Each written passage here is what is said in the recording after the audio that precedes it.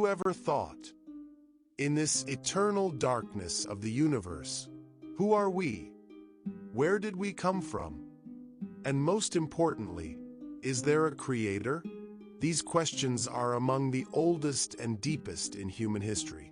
Some of us believed, some of us rejected, but some neither fully accepted nor completely denied. Today, I will take you on a foggy journey between belief and denial. Today, we will explore what agnosticism is and discover how it differs from atheism, theism, and deism. Agnosticism, the name of the unknown. Agnosticism comes from ancient Greek, a meaning not or without, and gnosis meaning knowledge. So literally, it means without knowledge, or unknowable.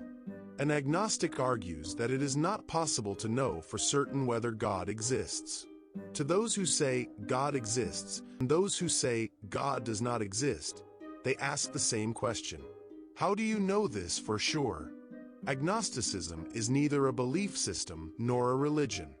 It is a form of inquiry, an epistemological stance, a position on the limits of knowledge. Agnostics believe that by its very nature, the universe contains things beyond our understanding. Even if there is a God, its nature is far beyond our comprehension. And even if there isn't, we don't have definite, object proof of that either. Agnosticism through history. Although agnosticism may seem like a modern concept, its roots go much further back. Socrates' statement, "The only thing I know is that I know nothing," plants the philosophical seeds of agnostic thought.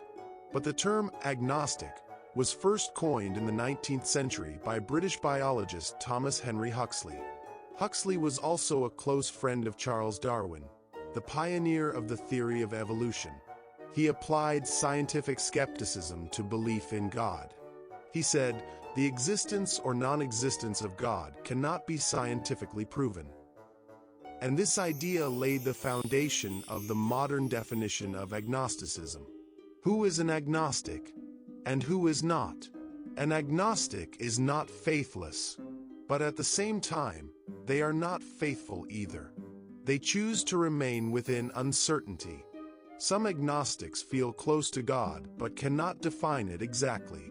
Others stay away from all divine ideas but do not reject the possibility of something. Agnosticism is often divided into three main categories.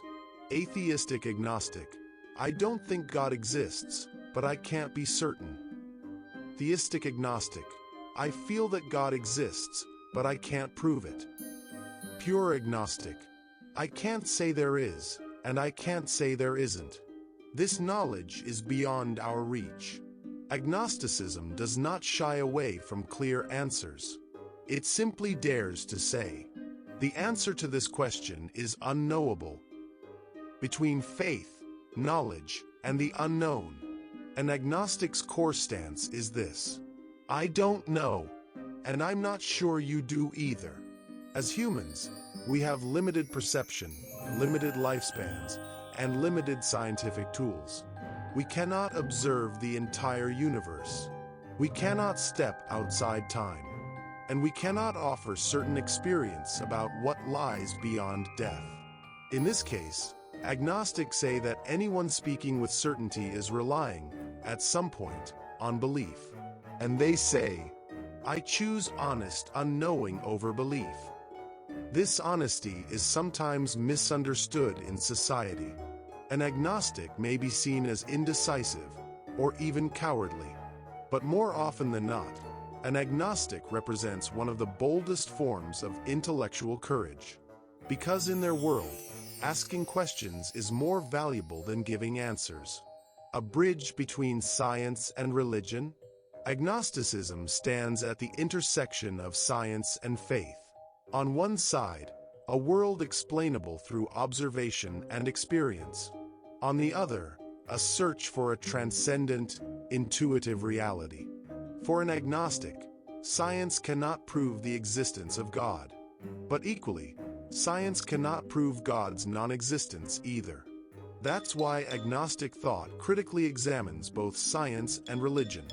And perhaps most importantly, it reminds us of the strength of keeping an open mind. Final words. Perhaps the most honest answer is, I don't know. For some, saying God exists brings comfort. For others, saying God does not exist brings freedom. But for agnostics, the most heartfelt sentence is, we don't have enough information, and maybe we never will. Agnosticism is not an escape, nor a surrender, nor disbelief. It is a salute to the unknown.